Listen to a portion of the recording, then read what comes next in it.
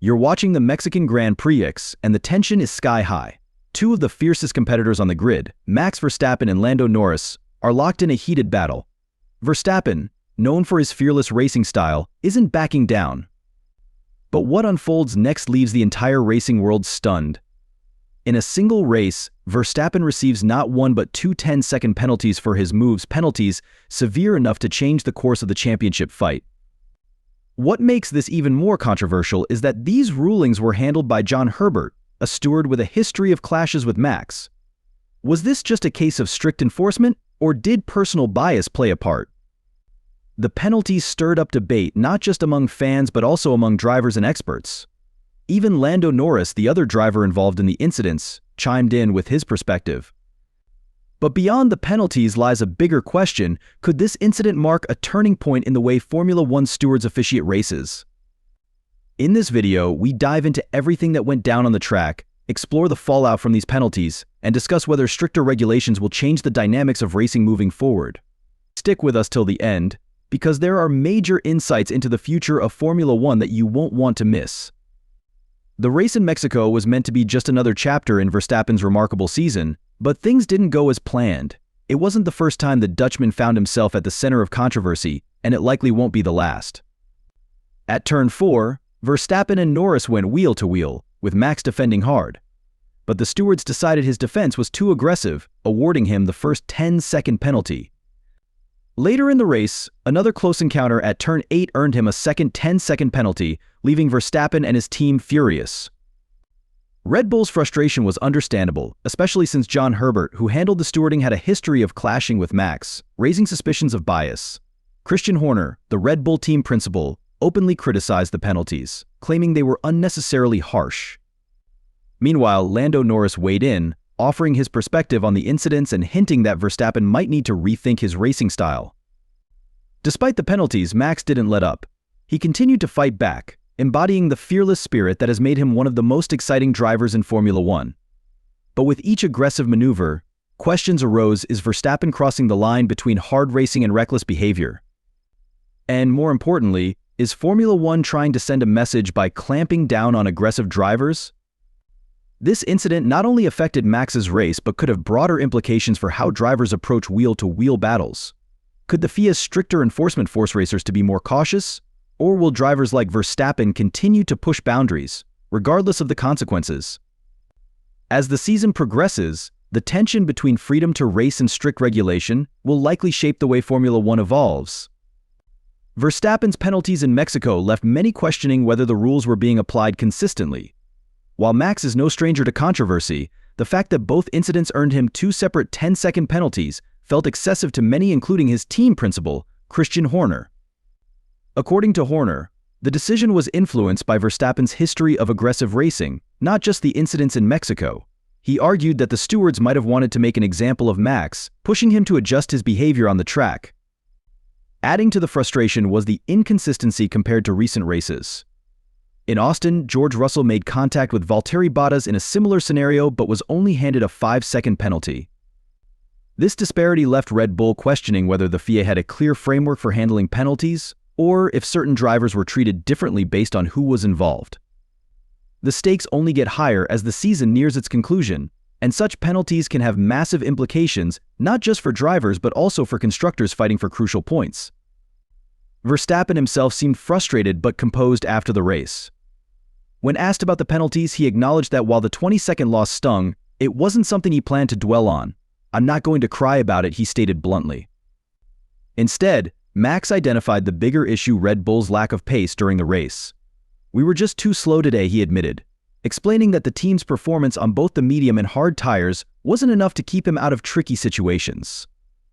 He hinted that if the car had been faster, he wouldn't have found himself defending so aggressively against Norris in the first place. Meanwhile, Horner's protests against the first penalty, which occurred at turn 4, were swiftly dismissed by the stewards. Horner argued that Norris had entered the corner at an unusually high speed, -15 km/h faster than his average lap, suggesting that he might not have made the corner cleanly regardless of Max's actions.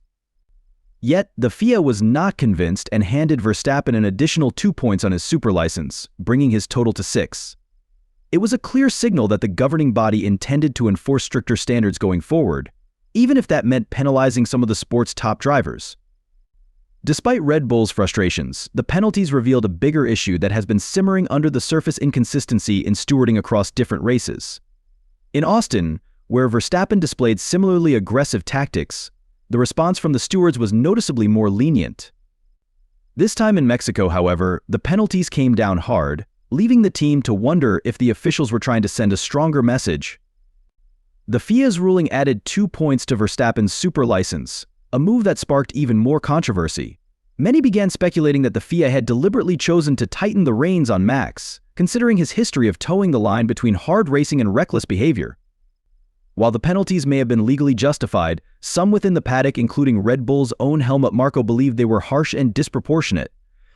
The Austrian advisor argued that Turn 4's incident, in particular, should have been treated as part of normal racing dynamics, given how close the two drivers were. For Verstappen, the real frustration wasn't just the penalties but the slow pace of his car throughout the race. "I wouldn't be in these situations if we had better race pace," Max admitted, hinting that he felt forced to make riskier moves to stay competitive. The performance gap between Red Bull and rivals like McLaren and Ferrari was becoming more evident, particularly in the second half of the season. Verstappen's struggles to maintain his position underscored how Red Bull's car wasn't as dominant as it had been earlier in the year. What made things worse was the nature of the track in Mexico. Unlike Austin, where drivers could recover from going off track, Mexico's grass-lined corners made it harder to regain traction and heat the tires. As a result, drivers had to be more cautious, knowing that even minor mistakes could have major consequences. In Max's case, his aggressive defense against Norris cost him dearly, not just in terms of time but also in points that could be crucial in the championship race. Despite the mounting challenges, Verstappen fought back with the resilience that has become his trademark. Even with 20 seconds added to his time, he managed to limit the damage, finishing just behind Norris and keeping his championship hopes intact. However, the penalties raised a critical question: would the FIA's stricter enforcement change the way drivers approached racing? Or would competitors like Verstappen continue to push the limits, knowing that the fine line between hard racing and reckless driving is always shifting? While Verstappen managed to recover from the penalties, the team's frustration was far from over. Christian Horner, known for fiercely defending his drivers, didn't hold back in his criticism of the stewards. He argued that the FIA seemed inconsistent, especially when comparing Max's penalties with those handed out for similar incidents, like Russell's collision with Bottas in Austin. How does one incident warrant 10 seconds while the other only gets 5? Horner asked, highlighting what he felt was a lack of fairness in the system. According to the FIA's own rulebook, penalties escalate if a driver forces another off the track and causes significant time loss.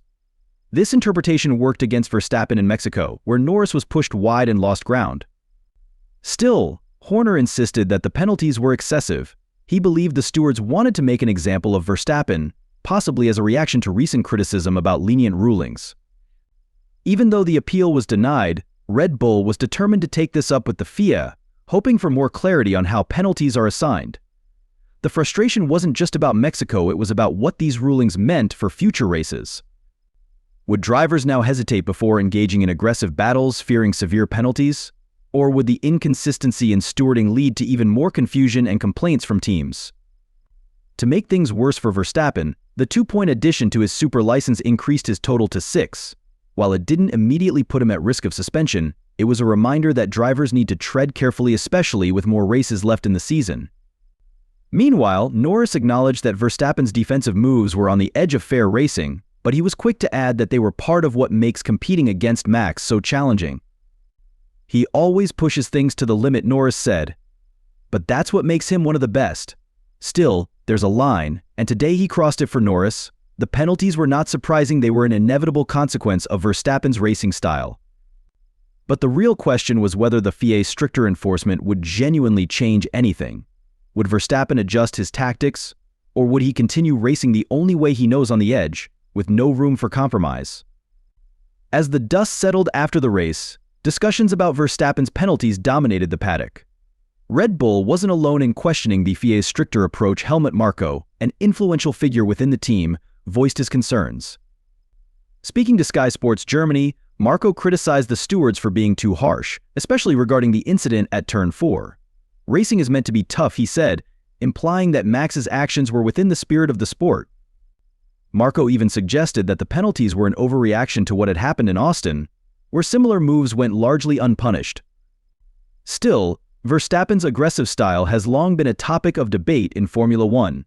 His fans admire his fearless attitude, but critics argue that he sometimes crosses the line between hard racing and recklessness. And under the FIA's new, more stringent rules, there seems to be less tolerance for drivers who push boundaries too far. Even so, Max has shown no signs of changing his approach. "I race to win, not to make friends." He has said in the past a mindset that leaves little room for compromise on the track. Ultimately, whether or not the FIA's strict penalties are justified, one thing is certain: the landscape of Formula One is shifting. Teams and drivers alike will need to evolve with it, balancing aggression with precision. As the season races toward its climax, all eyes will be on Max Verstappen. Can he stay ahead of the curve, or will his rivals finally seize the opportunity to dethrone him? What do you think? Were the penalties against Max too harsh, or did the FIA make the right call? And more importantly, how will these rulings shape the way drivers compete in the future? Share your thoughts in the comments below, and don't forget to watch the next video on your screen, where we dive deeper into what lies ahead for the top drivers this season. Make sure to subscribe so you don't miss out on the latest insights from the world of Formula One.